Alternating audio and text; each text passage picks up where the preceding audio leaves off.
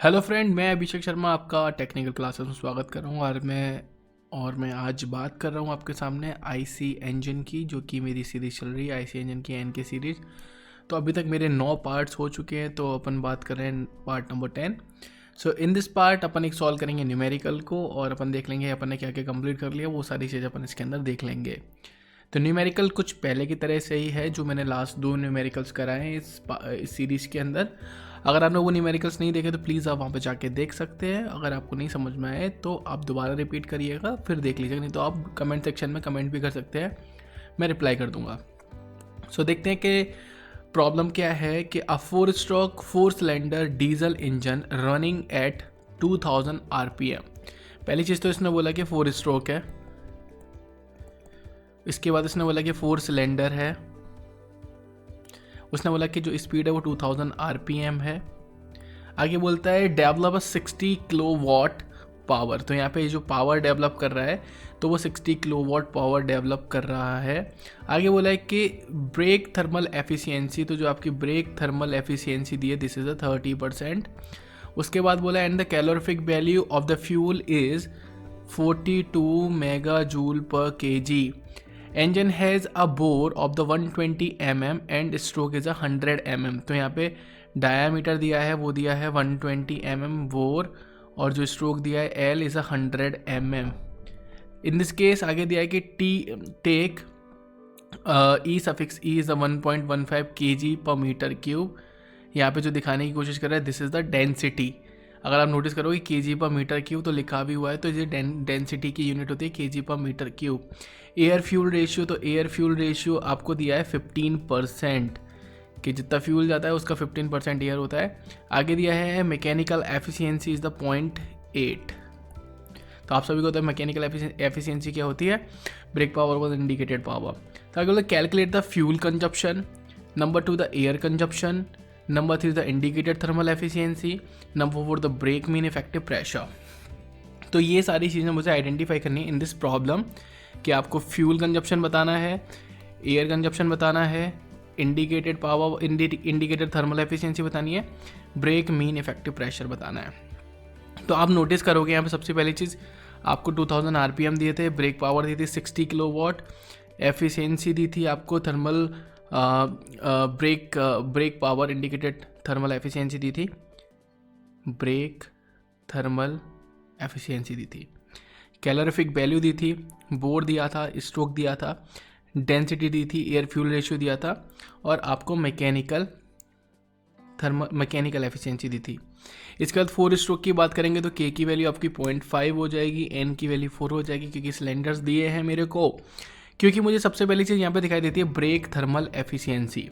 तो brake thermal efficiency अपन use करते हैं, जैसे कि आपको फॉर्मूला पता होगा कि brake thermal efficiency is equal brake power over m.f into calorific value. तो यहाँ से आपको ये पता है कि ब्रेक थर्मल एफिशिएंसी मुझे 30% दी है, ये 60 किलोवाट दी है, m.f निकल आएगा कि फ्यूल कंजप्शन कितना हो रहा है, ये मुझे 42 मेगा जूल पर kg दी है। तो यहाँ से मैं m.f की वैल्यू निकाल सकता हूँ। तो यहाँ पे आप देखोगे फ्यूल कंजप्शन में सबसे पहली चीज़ उसने यही की है कि brake power mass of the fuel पर सेकंड, कैलोरीफिक वैल्यू लगाई है तो मास ऑफ द फ्यूल पर सेकंड ले लिया, ब्रेक पावर एफिशिएंसी नीचे आ गई, कैलोरीफिक वैल्यू आ गया। तो जब मैंने इसके अंदर सारी वैल्यू पुट की था 60 किलोवाट 0.3 की परसेंटेज को चेंज किया एंड 42 किलो जूल पर kg, क्योंकि मैंने उसको चेंज कर दिया मेगा जूल को 10⁻³ में कन्वर्ट करके। तो यहाँ से जो मेरा फ्यूल कंजप्शन निकल के आता है दिस इज 0.00471 kg पर सेकेंड।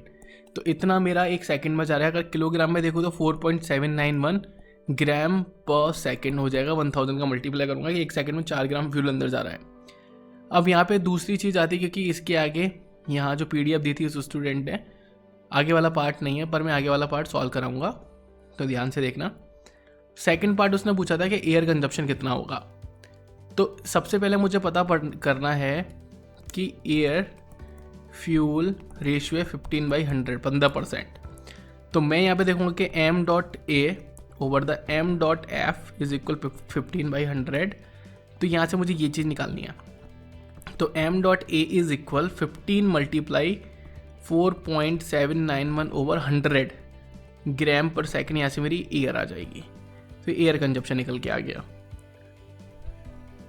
इसके बाद है मेरा third one, indicated thermal efficiency. तो इंडिकेटेड थर्मल एफिशिएंसी निकालने के लिए आपको सबसे पहले चीज़ें नोटिस करनी पड़ेगी यहाँ पे कि इंडिकेटेड थर्मल एफिशिएंसी कैसे निकलेगी या फिर ब्रेक मीन इफेक्टिव प्रेशर कैसे निकलेगा। तो यहाँ पे सबसे पहले मैं ब्रेक मीन इफेक्टिव प्रेशर निकालूंगा क्योंकि मुझे ब्रेक पावर पता है। तो pressure brake mean effective multiply LANK over 60 into 1000। तो ये फॉर्मूला होता है मेरे पास। तो आप यहाँ से देखोगे ब्रेक पावर मेरे को दी थी 60 किलोवाट, ये मुझे पता नहीं था। लेंथ ऑफ स्ट्रोक मुझे दिया था 100, तो मैंने इसको 100 लिख लिया। एरिया मुझे पता है कि π/4 d स्क्वायर, डी की वैल्यू 120 का स्क्वायर इंटू n की वैल्यू 4 है, इंटू k 0.5 है, ओवर 60 इंटू 1000। अब आप यहाँ पे नोटिस करना कि बहुत सारी चीज़ें हैं। यूनिट देखिए, सबसे पहले यहाँ आपने यूनिट देखी होती 60 किलोवाट। तो किलोवाट को मैंने चेंज किया, वाट को मैंने चेंज कर लिया यहाँ पे किलो जूल पर सेकंड को। तो मैंने किलो का यहाँ पे लिख लिया, तो जूल पर सेकंड निकल के आ गया। जूल को मैंने न्यूटन मीटर में चेंज कर दिया, तो वो न्यूटन मीटर में। अगर आप यहाँ पे नोटिस करोगे कि बहुत सारी चीज़ें किसमें mm में चल रही है, तो मैं उसको चेंज कर लूँगा यहाँ पे यूनिट बेसिस पे।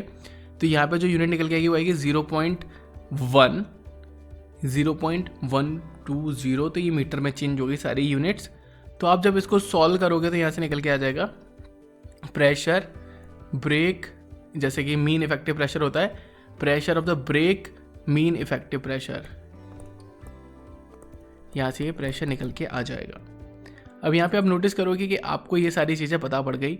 अब यहाँ पे आपको एक चीज़ निकालनी है, वो है आपको मैकेनिकल एफिशिएंसी दी थी, वो थी मेरी brake power over indicated power. तो मैकेनिकल एफिशिएंसी है 0.8, तो ब्रेक पावर है 60, तो इंडिकेटेड पावर कितनी हो जाएगी? तो indicated power is equal 60 over 0.8। Point हटाया, 0 आ गए, 2 से 4 टाइम्स, 2 से 300 टाइम्स, 2 से 2 टाइम्स, 2 से 150। तो यहाँ से निकल के इंडिकेटेड पावर मेरी 75 किलोवाट। जब मेरी इंडिकेटेड पावर 75 किलोवाट निकल के आ गई तो मुझे इंडिकेटेड थर्मल एफिशिएंसी निकालनी है। तो इंडिकेटेड थर्मल एफिशिएंसी कैसे निकलेगी? Indicated thermal efficiency is equal indicated power m.f into CV। तो ये होगी मेरी 75, जैसे कि अभी आपने यहाँ पे देखा था, ओवर m.f की वैल्यू मैंने निकाल ही चुका हूँ 0.0044791 मल्टीप्लाई 42×10⁻³ किलो जूल पर केजी में चेंज कर लिया। तो यहाँ से आप इसकी एफिशिएंसी निकाल सकते हो। तो दिस इज़ द क्वेश्चन जो अभी मैंने सॉल्व किया आपके सामने, क्योंकि जिसने PDF दी थी उसके अंदर सॉल्यूशन नहीं था, तो मैंने कंप्लीट कर दिया है। अगर आपको वीडियो समझ में आई हो तो प्लीज़ लाइक ज़रूर करना।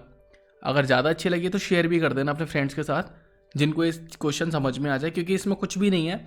अगर आपको ये चीज़ें समझ में आएंगी, बेसिक है, तो आपको समझ में आ जाएगा। Thank you for watching guys, thank you.